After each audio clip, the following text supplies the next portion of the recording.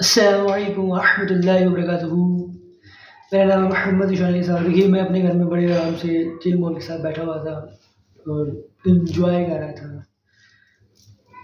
Piece तो इस्लाम पे काम कर रहा था, इस्लाम के सुकून पे काम कर रहा था। लेकिन अचानक से मेरी गैलरी में एक वीडियो आया कि इसमें एक बच्चा होता है मासूम सा, छोटा-सा, उसने अपने हाथ में ऐसे ब्लू कलर का ग्लव पहना होता है। ऐसे लोथड़े उठाता है और रखता है, लोथड़े उठाता है और रखता है, लोथड़े उठाता है और रखता है, लोथड़े उठाता है और रखता है, लोथड़े उठाता है और रखता है, लोथड़े उठाता है और रखता है। फिर से लोथड़े उठाता है और रखता है और नीचे लिखा होता है कि ये किसी बच्चे की लोथड़ी नहीं है, भले ये किसी इंसान जानवर की लोथड़ी नहीं है, ये बल्कि एक इंसान की लोथड़ी है। पहले एक इंसान की लोथड़ी नहीं, हमारे अपने फ़लस्तीनी बच्चे के, फ़लस्तीनी भाई की लोथड़ी है। मैं बहुत परेशान हुआ, उदास हुआ कि आखिर हम करें तो करें क्या? तो मैंने कहा था यार बस बहुत हो गया यार, अब बहुत ज़ुल्म हो गया। अब वक़्त है काम करने का, अब वक़्त है गाज़ा के काम आने का, फ़लस्तीन के काम आने का।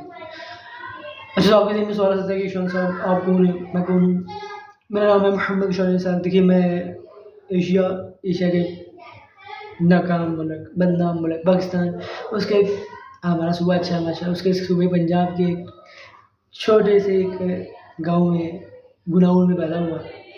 बचपन से ही फ़ौजी बनने का शौक था, तो फिर फ़ौजी बनना ही मकसद बनाया ज़िंदगी का और 9th-10th तक ही फ़ौजी बनने का ही शौक था। लेकिन समझ आ गया मुझे ना, आँख का मसला निकल आया कुछ प्री 9th-10th में, तो मुझे समझ आ गया कि यार वो तो हो नहीं सकता। तो लेकिन पता है, आप जानते हैं ख्वाब टूटने में टाइम लगता है, तो 9th में या प्री 9th में या उससे पहले क्या, फिर हमने क्या कर लिया, डॉक्टर तो फ़ौजी तो बनना ही था, तो फ़ौजी डॉक्टर कर लिया।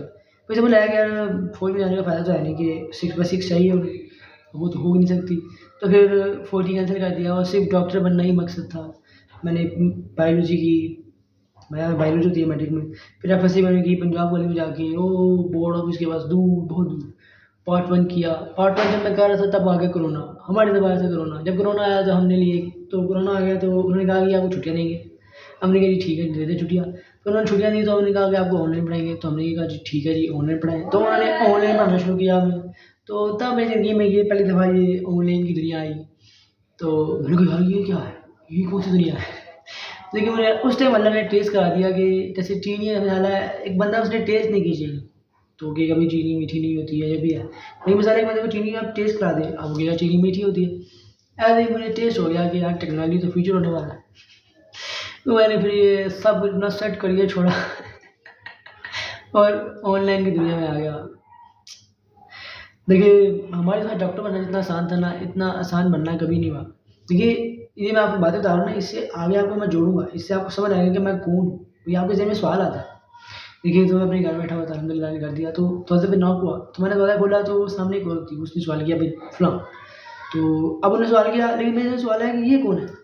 तो अल्लाह ने मुझे दिमाग में बात डाली कि आप भी तो सोचते होंगे कि मैं कौन हूँ? तो पहले इस सवाल का जवाब दिया जाए। इसलिए आपको बता रहा हूँ। अब देखिए, मैंने क्या ऑनलाइन पढ़ा लिया, ऑनलाइन मैंने शुरू कर दिया काम। जितना आसान हमारी तरह डॉक्टर बनना था, इतना आसान कभी नहीं हुआ। पार्ट 1 के पेपर नहीं होने थे, पार्ट 2 पेपर होने थे, फिर पार्ट 2 के चंद सब्जेक्ट्स के पेपर होने थे, चंद सब्जेक्ट्स के चंद चैप्टर्स के पेपर होने थे, चंद चैप्टर्स के चंद टॉपिक्स के पेपर होने थे। फिर उसके बाद देखिए पार्ट 1 का रिज़ल्ट नहीं आया, पार्ट 1 का रिज़ल्ट आता था तो क्या होता था, सप्ली, इम्प्रूवमेंट, फेल हो जाते थे बच्चे, 80-90% लोगों को समझ आता था कि वो डॉक्टर तो बन नहीं पाएँगे। तो उस तरह की मेहनत नहीं करते थे या ज़्यादा मेहनत नहीं करते थे। तो मतलब बहुत आसान हो जाता हमारे लिए, मेरिट डाउन जाता क्योंकि अब सबको लगता है कि हम डॉक्टर बन सकते हैं, क्योंकि पहले ऐसा नहीं होता था। तो आप सब आ जाएँगे, तो उससे क्या होता है मेरिट भी नीचे जाता। तो फिर हमने भी कहा जो, तो फिर छोड़ा हमने सर्च करियर और फिर मैं ऑनलाइन की दुनिया में आया। अच्छा, मैं ऑनलाइन की दुनिया में आया, सर्च करियर छोड़ा और मैंने ले लिया स्टेरॉइड आँखों के इलाज के लिए। पहले हम पूरे गुजरांवाला में गए, पूरे गुजरांवाला में कहीं पे भी हमारा इलाज नहीं मिला। किसी को तो समझ ही नहीं आई कि मसला क्या है, लेकिन उन्होंने फिर भी दवाई दे दी मुझे। तो हमें ले गए कि इधर, किसी मोहल्ला के बंदे ने कहा लाहौर ले जाओ, जी लाहौर ले गए। तो वहाँ भी एक बड़ा महँगा बड़ा सस्ता फ्री अस्पताल है, लेकिन बड़ा अच्छा अस्पताल, बहुत बड़ा अस्पताल। वहाँ पे उसकी क्या गलती क्या थी उसका, वो ना फ्री था। फ्री था तो बहुत सारे लोग वहाँ पे, जैसे मिसाल है एक लाइन, फिर बिल्डिंग, मतलब बिल्डिंग के ही बाहर एक, मतलब एक होता है ना वो फेंसिंग के बाद एक लाइन, फिर दूसरा बिल्डिंग के बाहर एक लाइन, फिर तीसरा आप बच्ची के लिए एक लाइन, फिर चौथा वो जैसे कितनी है 6x6 जो भी है वो चौथा लाइन, फिर पाँचवीं लाइन आप वो जैसे मशीन में से रख के फिर बताते हैं वही नज़र आ रहा है, ठीक है। ये पहुँचने के बाद फिर आगे आपको जाना है, डॉक्टर के पास खड़े होना है। फिर उसके बाद क्या करना है, आपको ऑपरेशन थिएटर आना है तो वहाँ जाइए, साथ ही लाइन।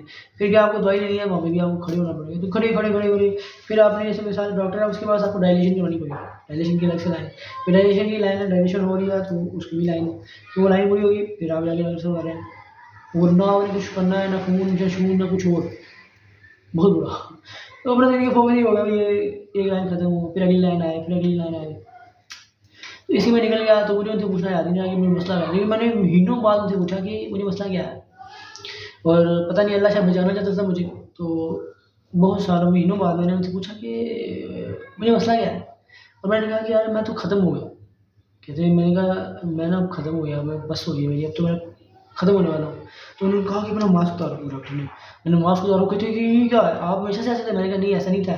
तो उन्होंने मेरे फ़ौरन अल्हम्दुलिल्लाह उन्होंने स्टेरॉइड बंद किए और मैं अल्लाह ने शायद बचा लिया उस वजह से। मैंने स्टेरॉइड लिए, मेरे सर के बाल से लेके मेरे पाँव के नाखून तक ख़राब हो गए, ए टू ज़ेड चीज़ ख़राब हो गई, पीप खून पस। इसलिए बता रहा हूँ कि आपके दिल में सवाल है कि मैं कौन हूँ।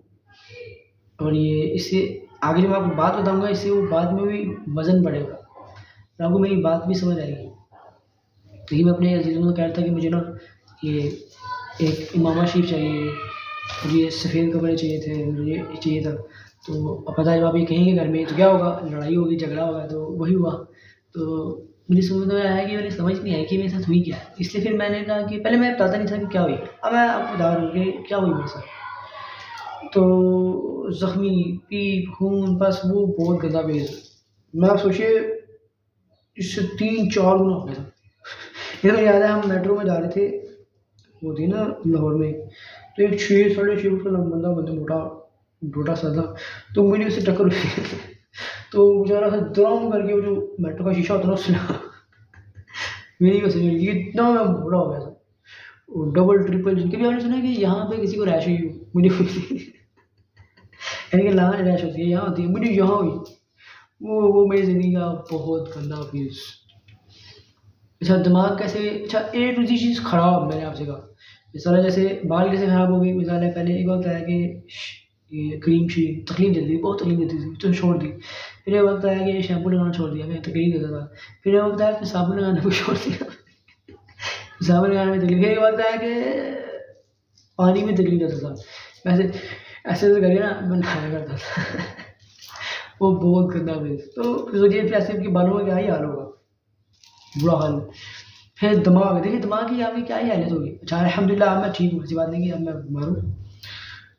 देखिए आप स्टेरॉइड लेंगे, ठीक है, स्टेरॉइड से क्या होगा, टेस्टोस्टेरोन बढ़ेगा। मिसाल है आप सोते हैं तो क्या होता है, टेस्टोस्टेरोन नीचे जाता है। लेकिन जब आप जागते हैं तो टेस्टोस्टेरोन ऊपर होता है। अब लेकिन आपने स्टेरॉइड ले लिए, अब क्या करेंगे, टेस्टोस्टेरोन बढ़ाएगा। अब जब आपके ब्लड में टेस्टोस्टेरोन है, आप सो नहीं सकते। उससे मेरा स्लीप साइकिल पूरा खराब हो गया रह गया। यकीन करेंगे मैं इशराक चार्ज पढ़ के सोया करता था। पहले मैं कोशिश करता था कि फजर की नमाज़ पढ़ूँ, नहीं पढ़ पाता था। फिर समझ आया कि यार इशराक चार्ज में पढ़ूँ, फिर वो भी नहीं पढ़ पाता था। फिर मैंने किया, मैं सोता ही इशराक चार्ज था। चार्ज जो है ना, ये जब सूरज ऐसे होता है ना 10-11 बजे, 10-11 बजे वाली नमाज़ है सूरज चार्ज था। हाँ, अगर आप निकालना चाहें इशराक चार्ज का तो एक टाइम पे मिल भी जाएगी आपको, ऐसी बात नहीं। लेकिन मुझे लगता था उस टाइम इशराक चार्ज एक साथ थी, लेकिन चार्ज जो है ना वो जब सूरज ऐसे होगा ना तब की नमाज़। तो मैं वो पढ़ के सोया था। फिर सोचिए पढ़ के इस टाइम सो रहा हूँ तो फिर उठूँगा कब? असर के बाद, मगरिब के बाद। तो क्या होगा मेरे दिमाग का हाल? बहुत बुरा। अच्छा देखिए बाहर से मैं निकलता नहीं था ना दिन को, उसका ये भी था कि मिसाल है आप बाहर जाएँगे ना तो क्या होगा, धूप है, ठीक है, धूप है तो गर्मी लगेगी। ये वो जो होते हैं ना वैम्पायर्स, मैं वो वैम्पायर बन गया था। लेकिन धूप में जाओ तो जैसे मिसाल है आपको अभी नॉर्मल बैठे हैं, कोई मसला नहीं, अभी वो गुस्सा दिला दूँ, सेम टेम्परेचर लगेगा, आपको गर्मी लगने लग पड़ेगी, पसीना आने लग पड़ेगा, आँखें ऐसे वो इतना नहीं होता, वो प्यूपल फटने लग पड़ेगी। तो वही वाला हाल अपना। तो जो मिसाल है गर्मी लगेगी, पसीना आएगा, उससे क्या होगा, और ज़ख्म खराब होगा। और ज़ख्म खराब होगा और भी बड़ी, फिर और आप उससे करेंगे और खराब हो जाएगा, और खराब हो जाएगा, मतलब वो अंदर तक सरायत करता जाएगा। तो वो बहुत बड़ा फेज़, हर तरह के ऐसे गोल-गोल, टेढ़े-मेढ़े निशान। वो मेरी ज़िंदगी का बहुत गंदा फेज़। एक बार यार मैं ऐसे दूसरा जा रहा था तो गलती से ना मेरी टाँग पे हाथ लग गया मेरा, तो मेरी जान निकल गई। मैं यार ये पत्थर, तो ऐसे काले-काले ऐसे। ऐसे काले-काले बिल्कुल जैसे पत्थर, मतलब स्क्रीन थी वो पत्थर थी। मैं हालाँकि मैं जान डर गया, ये पत्थर कहाँ से आया? जैसे आप अचानक से कोई ऐसे हालत आए तो अजीब-सी चीज़ें हालत में ढाँचे थे। बिल्कुल वैसे मैं डर गया, मैं कहा यार किस चीज़ का हालत आ गया? तो इन्होंने देखा कि वो तो मेरे ज़ख्मी था मैं, ऐसे-ऐसे काले वो इतने सख्त पत्थर जैसे। लेकिन एक गलती क्या, ऐसे मैं सोचने में मज़ा बड़ा आता था। वो बहुत गंदा फेज़, आँखें मेरी पहले ही खराब थी। अच्छा एक वक़्त है कि जैसे मिसाल है मैं जिम करता था 6-6 शायद 5-5 6-6 4-4 5-5 6-6 घंटे। ये सोचिए आप फौजी बनना चाहते हो तो फिर अब बच्चा जो फौजी बनना चाहता है वो क्या-क्या हरकतें करता होगा। वो करता था। फिर लेकिन एक वक़्त आया कि जब मैं ऐसे सीढ़ी चढ़ के ऊपर जाता था ना सिर्फ़, तो बस थक जाता। लेकिन मानिए ऐसे मैं बैठ नहीं सकता था। अक्सर लोग इस तरह कहते हैं भाई तुम ऐसे करके क्यों चलते हो? तो ये आदत मुझे तभी से पड़ी कि ऐसे यहाँ पे रैश है तो भी कैसे रहना, जानबूझ के अपने ऐसे हाथ खोल के बगले खोल ऐसे मतलब खोल के रहना। इससे ज़्यादा आगे आगे आपको समझ आएगी मेरे साथ हुई क्या। डबल ट्रिपल चीन और जो जो मैंने उस टाइम खाना खाया उफ़! स्टेरॉइड लो अच्छा जो हमने पढ़ा था भाई स्टेरॉइड लेंगे क्या होगा भूख बढ़ती है, वो बढ़ी और अज़ाब वाली बढ़ी। यानी कि खाना खाने की ज़िंदगी का मकसद बन गया था। वो बहुत इतना मैंने ज़िंदगी में कभी नहीं खाया। उस टाइम खाया मैंने ऐसे यकीन मानिए ऐसे ट्रिपल ट्रिपल चीन। मतलब जो ऐसा मज़ाक उड़ाते थे ना कि भाई इससे मिलो गर्द इससे इससे गर्दन मिलो या इससे गले मिलो। वो अगले बंदा कहता है यार इससे गले मिलो कैसे? इसके पास तो गला है ही नहीं। भाई मिसाल है वो बंदा थोड़ा कहता है भाई इससे गले मिलो, वो कहेगा ऐसा तो गले ही नहीं है। तो वो वाला हाल हो गया मेरा, कोई गला बचा ही नहीं। अच्छा आपने जो सुना था भाई वो अगर आप स्टेरॉइड लेंगे तो क्या होता है कोहान निकलती है, वैसे निकली। अच्छा मैं पहले एक्सरसाइज करता था, अब एक्सरसाइज करता था गलत, तो उससे क्या हुआ मेरे राउंडेड नेक हो गई, राउंडेड शोल्डर हो गई, राउंडेड बैक हो गई, एंटीरियर पेल्विक टिल्ट। मैं ऐसे मुझे मुँह मोटा होता जा रहा हूँ, होता जा रहा हूँ, होता जा रहा हूँ, होता जा रहा हूँ। देखिए एक होता है ना, एक मोटा होता है वो कोई भी थोड़ा प्यारा लगता है। मतलब जैसे याद रखिए कोई मोटा बुरा नहीं लगता, और जो आपको कह रहा है वो गलत कह रहा है, झूठ बोल रहा है, बकवास कर रहा है। लेकिन एक होता है वो फिर भी क्यूट लगता है, लेकिन अपना था अज़ाब वाला मोटा, एक गंदे वाला मोटा, वो आप सोच भी नहीं सकते कैसा, घिन आने वाला मोटा। ओहो! फिर एक वक़्त आया यार मेरा दिल, मैंने बताया सीढ़ियाँ मैं चढ़ता था और बस ये सोचिए मेरी क्या ही हालत होगी। ऐसे रहता था मैं, ऐसे।